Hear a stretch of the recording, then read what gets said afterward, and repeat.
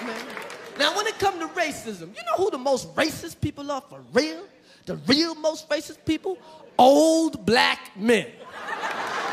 You find a brother over 60, I know some of you white people know an old black man. You go, oh, Willie at the job, he's so nice. Willie hates your guts.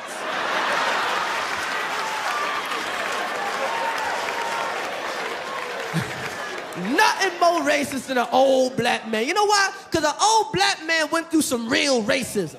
He didn't go through that, I can't get a cab shit. He was the cab. The white man just jumped on his back. Main Street.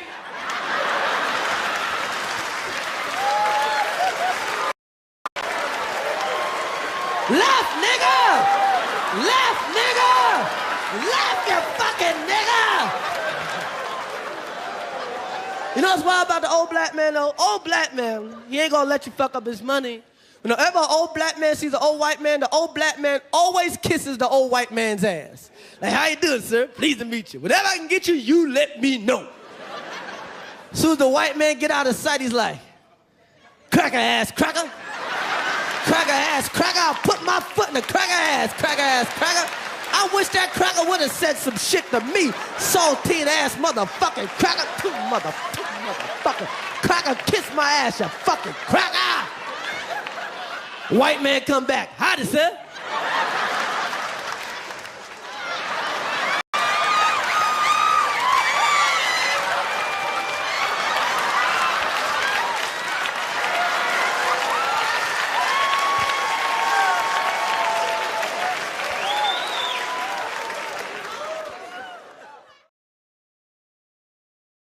I remember one night I was with a girl, I was like 20 years old, I was already doing stand-up, and I did a show in Washington, D.C., and after the show, one of the waitresses came back to my hotel, she was really cute, and we're making out in my hotel, and she's into it, she's like humping me, so I start putting my hand up her shirt, and she stops me. I'm like, okay. So then we're making out more, and I start putting my hand on her ass, and she stops me. So after a while, she went home, nothing happened. And then the next night I saw her at the club, and she goes, hey, what happened last night? I was like, what? And she goes, how come we didn't have sex? I was like, because you didn't want to. She's like, yes, I did. I was really into it. I was like, why did you keep stopping me? And she goes, because I wanted you to just go for it. I was like, what does that mean? She says, I'm kind of weird. I get turned on when a guy just gets frustrated and just holds me down and fucks me. Like, that's a big turn on for me. And I was like, well, you should have told me. I would have happily done that for you. And she says, no, it has to feel real and dangerous. I'm like, what, are you out of your fucking mind? You think I'm just gonna rape you on the off chance that hopefully you're into that shit?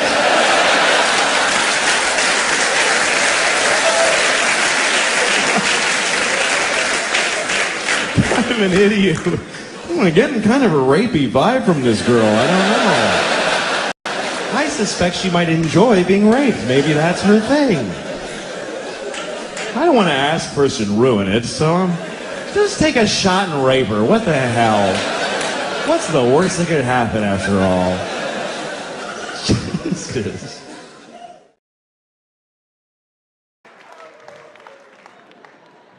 But everybody's getting along. I see that shit. I see it all around. Blacks and whites don't fight so much. You know who don't have no beef with anybody is Asian people. I see how y'all be doing. Y'all just lay in the cut. Only people Asian people beef with is other Asian people.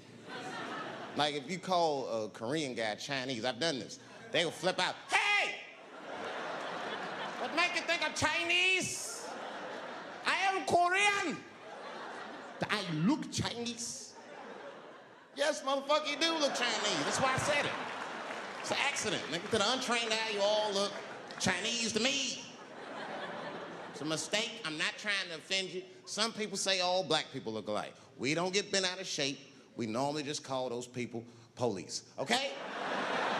Just learn to live with it. That's all I can tell you. Everybody's afraid of police now. I'm scared to death of these police. I am, nigga. I got a police scanner. First money I got, this is the first shit I went out, bought me a police scanner. I just listen to these motherfuckers before I go out, just to make sure everything's cool. You hear shit on it. Calling all cars. Be on the lookout for a black male between 4'7" and 6'8". Staying in the crib tonight. Fuck that. Gotta work on that alibi for a minute. That person needs an alibi. I do them impromptu joints. If I'm by myself and need an alibi, I'll just open up the windows in the apartment, turn all the lights on, stop beating off right in the window. Look at me. Hey, everybody, look, it's me, Dave Chappelle. I'm crazy. I'm jerking off. Note the time, motherfuckers. It's 2:35. Look at me. I'm jerking off in the window. 2:35. Comedian Dave Chappelle is June 10th. Note the time.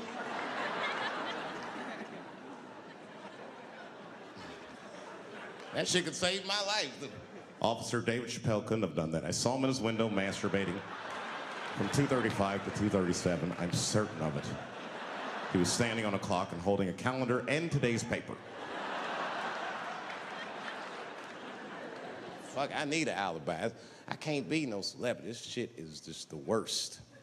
I'm seeing it. I see why stars are crazy now. These motherfuckers. I went to Disney World with my kids, which is a big deal for me. I don't get to see my kids so much.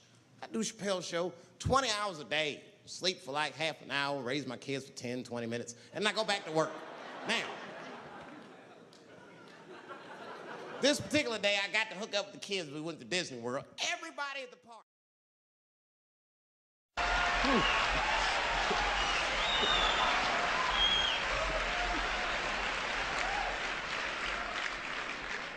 One thing I got out of it was magic I'd like to share with you. You know, it's like I was leaving and I was sitting in the hotel and a voice said to me, said, "Look around, what do you see?" And I said, "I see all colors of people doing everything, you know." And the voice said, "Do you see any niggas?" I said, "No." And I said, "You know why? Because there aren't any."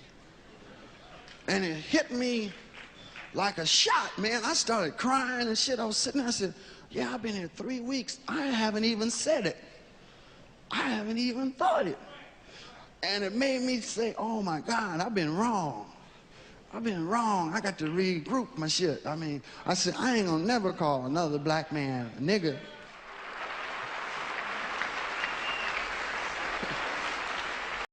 You know, because we never was no niggas. That's a word that's used to describe our own wretchedness. And we perpetuate it now because it's dead. That word's dead. We men and women, we come from the first people on the earth.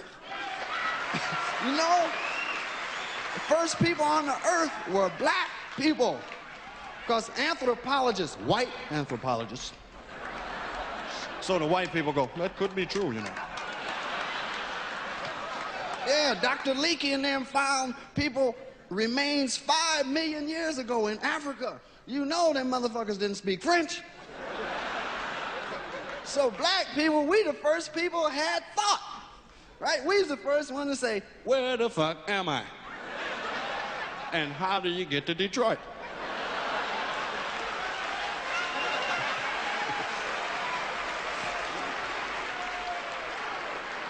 So you can take it for what it's worth. I know, like, I ain't trying to preach nothing to nobody. I'm just talking about my feelings about it. And I don't want them hip white people coming to me calling me no nigger or telling me nigger jokes. I don't like it.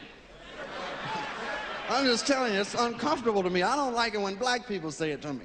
I really don't no more. It's nothing. It don't mean nothing. So I love y'all, and you take that with you. I guess y'all say.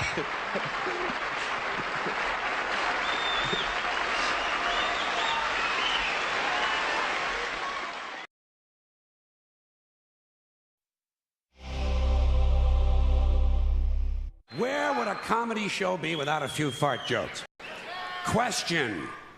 Did you ever have to fart on a bus or an airplane or in some public place, but you hadn't been farting all that day, so you didn't really know the nature of the beast? You only knew there was lots of it. In a situation like that, what you have to do is to release a test fart.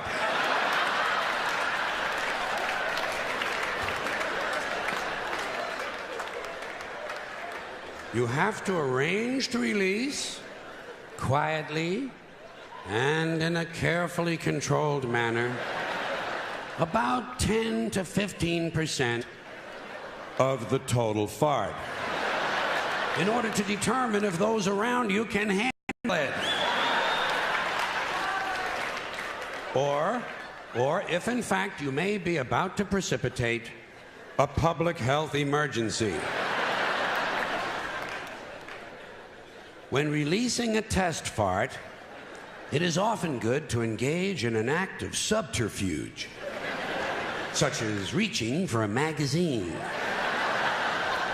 Say, is that Golf Digest?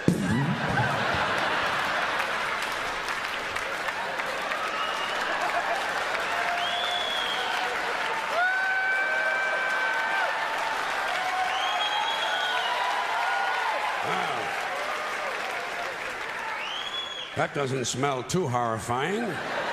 In fact, in an odd way, it's rather pleasant.